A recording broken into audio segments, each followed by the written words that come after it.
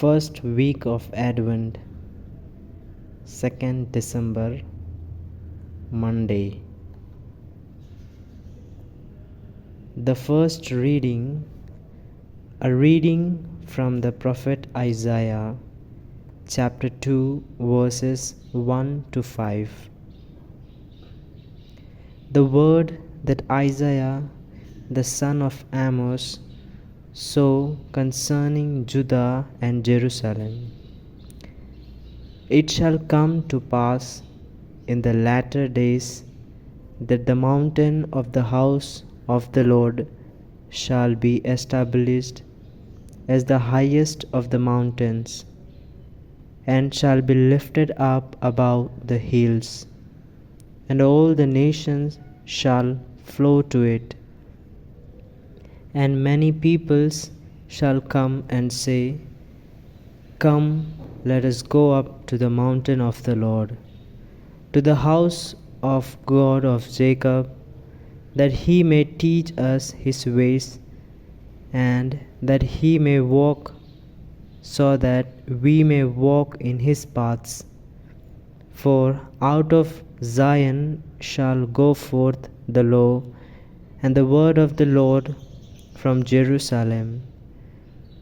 He shall judge between the nations, and shall decide disputes for many peoples.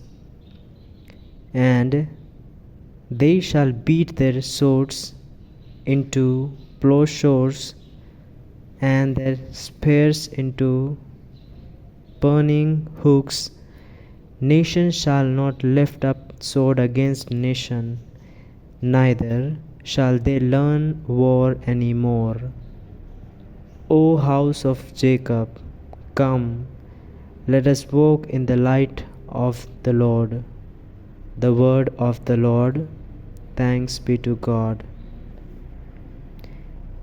A Holy Gospel according to Saint Matthew, chapter 8, verses 5 to 11.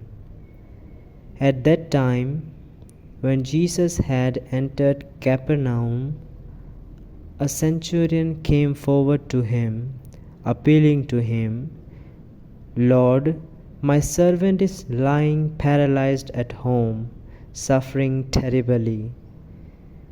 And he said to him, I will come and heal him. But the centurion replied, Lord, I am not worthy to have you come under my roof, but only say the word, and my servant will be healed. For I too am a man under authority, with soldiers under me. And I say to one, Go, and he goes, and to another, Come, and he comes, and to my servant, Do this, and he does it.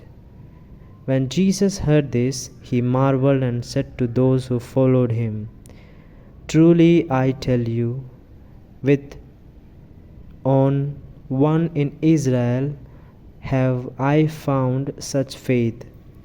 I tell you, many will come from east and west and reconcile at table with Abraham, Isaac, and Jacob in the kingdom of heaven. The Gospel of the Lord. Praise you, Lord Jesus Christ. The reflection of the readings. It was socially accepted that the outer part of the temple, called as the court of the Gentiles, be used for business purpose, a place where the Gentiles and the pilgrims from other nations were welcome. Yet, Jesus does not approve of their and drives out the sellers and money changers. Jesus was clear that temple ought to provide a tangible experience of God and possesses an ambience for prayer and for growth in intimacy with God. Jesus was also surprised to see that the love for God had been replaced with love for money.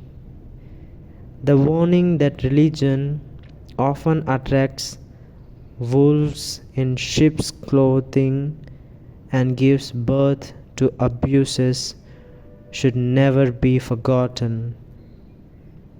As member of parish community, we have a responsibility to preserve the sanctity of respective parishes.